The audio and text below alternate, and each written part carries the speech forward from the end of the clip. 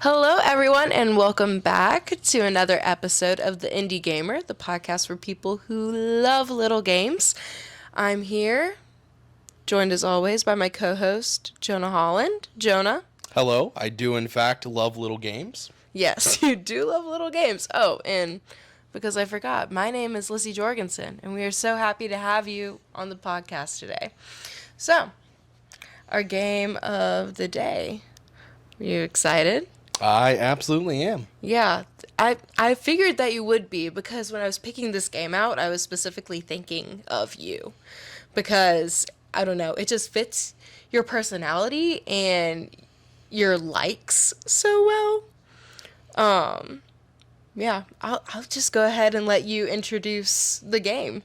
All right, so today the game we're going to be talking about is a little indie game known as Going Under. Internships are heck.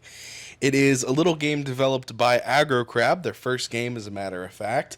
It is a roguelite little indie game where you go through the basement/dungeons underneath the tech startup that you're working for. You want to tell us a little bit about Fizzle, the company you work for? So the storyline of the game, you follow Jackie, an unpaid intern, and you play as Jackie as you're running around and completing all of these missions for your boss at Fizzle, which is a meal replacement sparkling water. As someone who drinks copious amounts of bubbly, LaCroix, Topo Chico, you name it, like that immediately spoke to me and like made me laugh so much. And you'll really see that as a theme in this game.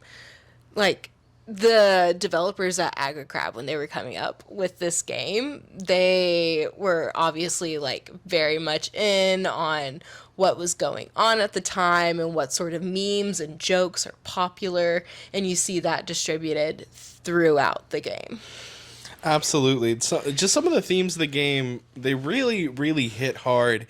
It is a very like anti-capitalism game, very anti like modern corporation. So Fizzle, the company that you work for as Jackie, actually is owned by a bigger company called Cubicle, which is like a far more evil version of Amazon, basically. Yeah, far more evil. Yeah. Yeah. You actually have basically an Alexa that you communicate with throughout the game. It's called AV, and they're just sort of there to do the bidding and will of Cubicle, listen in on conversations, gather up all that intel. The game is very smart in addressing like all these different like sort of cultural touch points of like your smart devices listening in on you and just their attitude towards unpaid work and everything is just so funny. It's really well written. There's some pretty fun characters in there, but it's just so colorful and just so well designed. A lot of people like to make fun of it and basically say that, oh, it's corporate art style, the game, but it literally is, and that's the joke. Yeah, which is really funny because there is a stigma around the like sort of like thick armed and legged people, like colorful people. That's that corporate art style. And people think that the corporate art style is really like disingenuine. But everything about this game feels so genuine and just like so from the heart, like from experience. So while you as Jackie are going through these different dungeons, it really plays to different people. There are 3 different dungeons that you have to fight your way through. There is Joblin, which is like your girl boss grinding it out, like working. They're basically all your enemies in Joblin are gig economy goblins. Yeah. So like your Uber Eats, your so on and so forth. Yeah, there's a smaller goblin that you have to fight in the dungeons that is literally called a freelancer. And they have like little lances and they try to kill you, but Very, very clever with the enemy design and some of the weapon design that goes in with it. Then next up you have Styx Coin, which is basically just making fun of the entire crypto world. Let me tell you, if this game had come out in a post NFT world, they would have had a ball with that. Oh my goodness, you would see like the monkeys all around the game. If they come out with like more DLC and add that in, I would so be here for it. But like one of the things with Styx Coin that was so funny personally to me was the fact that the S in Styx Coin, it looks like the cool S that like everyone would draw in middle school, which is just a really hilarious callback. Yeah, you definitely see it everywhere. It's definitely one of those well designed worlds in terms of like everything in it. Not only is it making fun of cryptocurrency, you are literally going down a mine. Like it's all mining enemies, and you as it goes on, you get more of those little crypto references, so on and so forth. Yeah, and even each of the dungeons has their own individual merchant where you can buy healing items, you can buy weapons, you can buy things that'll just give you a boost. What would you call those? Like the well, you know what I mean. Even if we don't remember the term for it right now. But you have all these different things you can buy in the store. And one thing in particular about Styx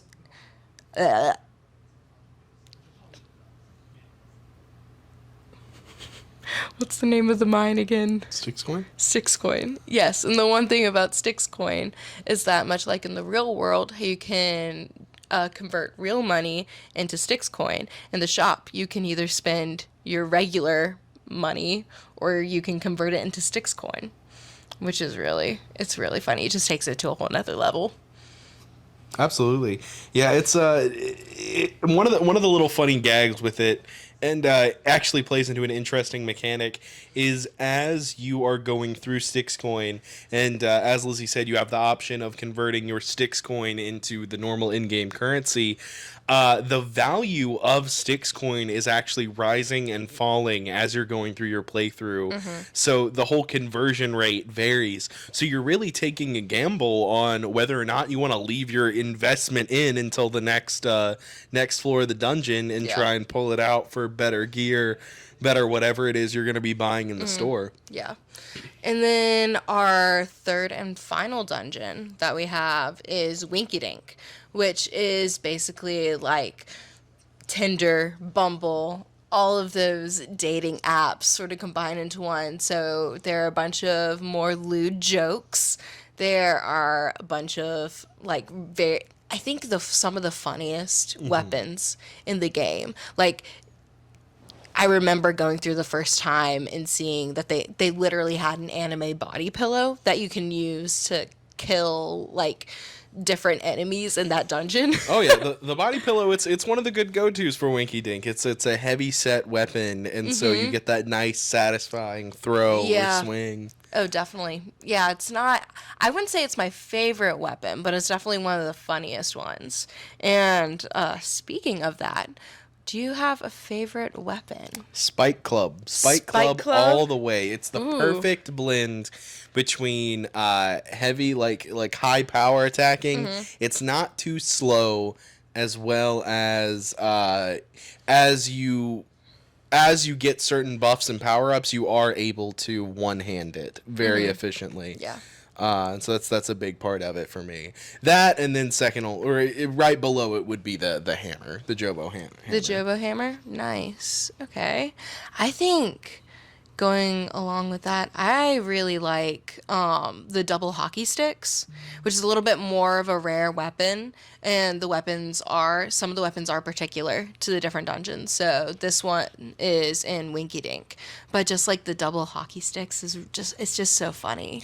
Yeah, because a lot of Winky Dink is portrayed not only as like Tinder, but also very like playfully and flirtatiously demonic and it's like hell-like. It's just like playfully hell, you know. Yeah, exactly. Just because they can. a metaphor for modern dating. Yeah. But I like that, and then obviously, you know, from Sticks coin, you gotta go with the diamond pickaxe. For all my Minecraft fans out there, before it became mainstream, you know it was an indie game. It used to belong to us.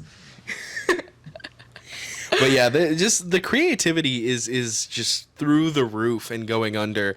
And one thing that I really appreciate it's a very mechanically rich game. It genuinely is so fun and so challenging to play. But in terms of the challenge of it, it really is like a typical roguelike in terms of its difficulty Yeah. and progression. But one of the nice parts is they have really good accessibility options in the game Yeah. that allow really anyone to pick up the game and at least give it a shot. Mm-hmm. It's still challenging, but those assist options will really help. Yes, I played with full assists. So you have up to 5 extra hearts that you can have, just like 5 extra lives, basically. And I found that very helpful as I am not as experienced of a player when it comes to like wielding weapons or anything that has to do with combat. It's not as much my sweet spot. So it was very helpful to me, and because I was still able to play the game and feel like I was struggling through the game, even with my 8 lives.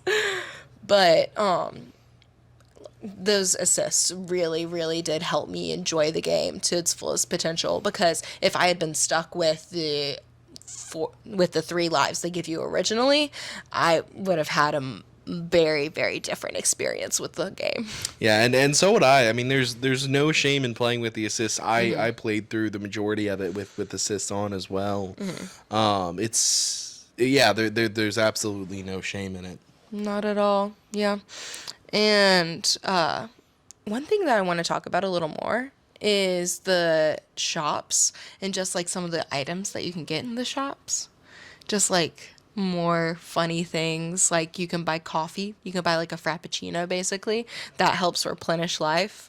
You can buy avocado toast. Yeah, that's always been the most standout to me is the whole stereotype of, avocado toast diminishing, millennial financial freedom.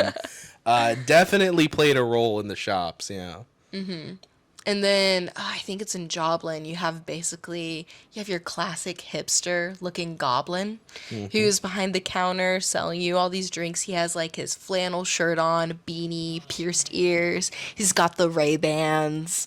It's, I don't know, very recognizable, very fun to see. Absolutely. Yeah, it's what was your favorite character in the game? My favorite character in the game. I think my favorite character would have to be Eclair, which is so funny to say because like she plays such a minor role. Eclair is not like an actual person. Eclair is a dog, specifically a dachshund that belongs to the like head computer scientist at Fizzle who's developing the Fizzle app. So, I mean, before you go into the dungeons, you have the common area of like Fizzle, which is very much like 21st century, like, oh, we're a startup, but we're cool kind of workspace. It has like the slide going down from like the head honcho's office down to everyone else's desks. It has like the big fountain and all that jazz, brightly colored. But it always brought a smile to my face coming out of those dungeons and just seeing Eclair. And whenever you go up to Eclair, you can press triangle to interact with her like any other member of the Fizzle team, and you can pet her. You know what? Already 10 out of 10 rating. You can pet the dog in this game. This is not a drill. You can pet the dog. It's the most important thing. Very fair. Claire is a classic character in the game. Love Claire, absolutely. Oh, yeah. Do you have a favorite character? I do. My favorite character actually is the entrepreneur. The entrepreneur. Now, I don't think there was a single moment in Going Under that made me like audibly laugh as hard as meeting the entrepreneur for the first time. He is a vampire who hides in certain parts of each of the dungeons. You go in, and it literally is a vampire parody of Tai Lopez. Like, straight up, he has the Lamborghini, the bookshelves. He's trying to sell you knowledge. It is it got me. But the thing is that kind of as you exhaust his dialogue, there are all these little like Ty Lopez references and memes kind of just shoved in there.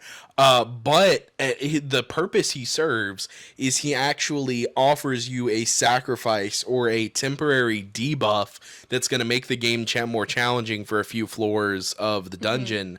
But in exchange, he will give you 3 items. Yeah. Which could be a new skill, could be a higher damage weapon. It could be money that you could spend in the shop, which Yeah. some quests that you have to complete, you have to spend money in the shop to get certain items.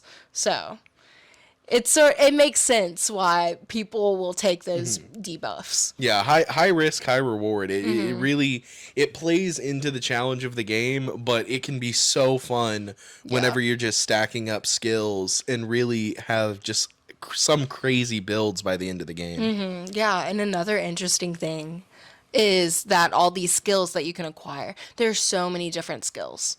Like I don't even remember how many. There are a lot of different skills that you can get that will just help you through the dungeons. And like you don't keep them from dungeon to dungeon. You start each run through of your dungeon like completely brand new, tabula rasa. Like you don't have a weapon, you don't have any skills, nothing. So like and taking up the entrepreneur on his offer can be pretty sweet sometimes. Yeah, absolutely. I think after the one and only big update that came out with the game, I think there was about 99 skills in the game. And yeah, as she said, in typical roguelite fashion, you do lose everything after each run. So just the variety that you can build up off of with those skills really is crazy. Something that I found really interesting is watching you play just a couple weeks after I finished the game. Some of your runs look completely different than mine, just based off of your skills. Yeah, that's true. And it's also interesting because the dungeon changes every time that you start it. And like sometimes you could be starting with a little Jobo sword, and sometimes all you have is like a pencil or a protractor, which like only deals 1 point of damage to enemies. But what are you gonna do? Just hit them with your fists? Obviously not. So it's a very intricate game, but it's so fun. It's so colorful that it doesn't feel overwhelming. Yeah, and it doesn't overstay its welcome either. You can No, not at all. You can unless if you're playing, like, I don't know necessarily how it would play out if you're not playing with any assists. It is a challenging game, but with all assists on, you can run through the game anywhere from 8 to 12 hours depending on what level of completion you're going for. It's also a very fun and satisfying platinum. It's such a satisfying platinum, and if you're going for this platinum, it is entirely possible to get all of the trophies before like you get into that final boss battle, so that when you like finally finish the entire game story, that you just have that platinum trophy pop, and it's so satisfying. Yeah, absolutely. And the side quest line to go through and get all the trophies is just really fun, really satisfying.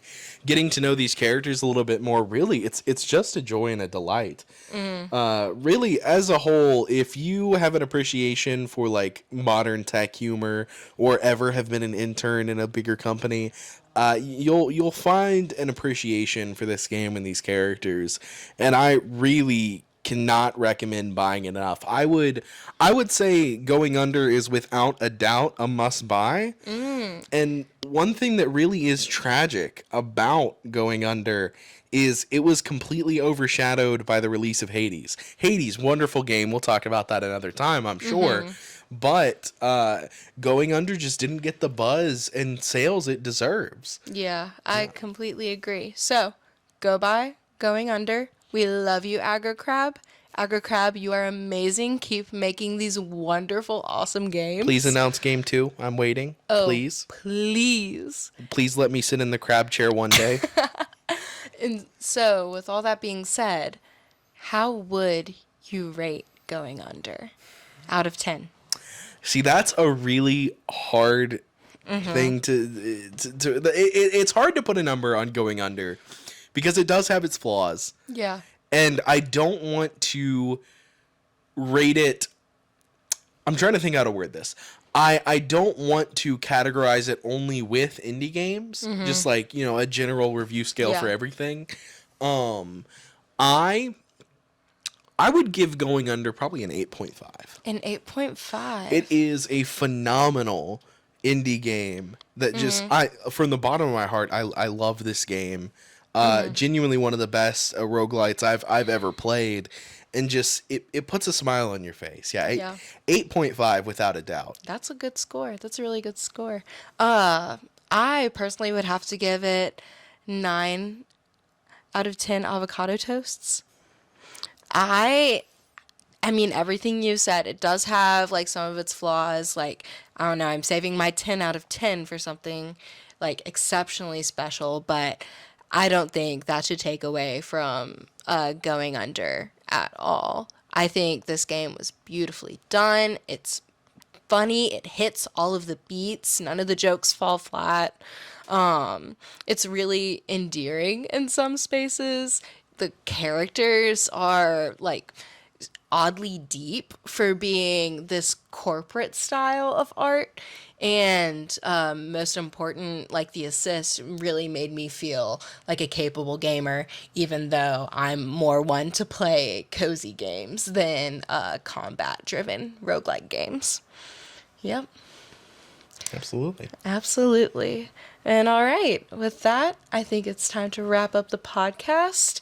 Catch us back next week for a smorgasbord of some of our smaller favorite indie games already little. These other games is gonna be like the hors d'oeuvres, like all the stuff that you don't hear about as much. But these like smaller, like 2 or 3 hour plays, they need some recognition too. Absolutely. The bite-sized wonders The of the world. bite-sized wonders of the world. And thank you for tuning in. We'll see you next time.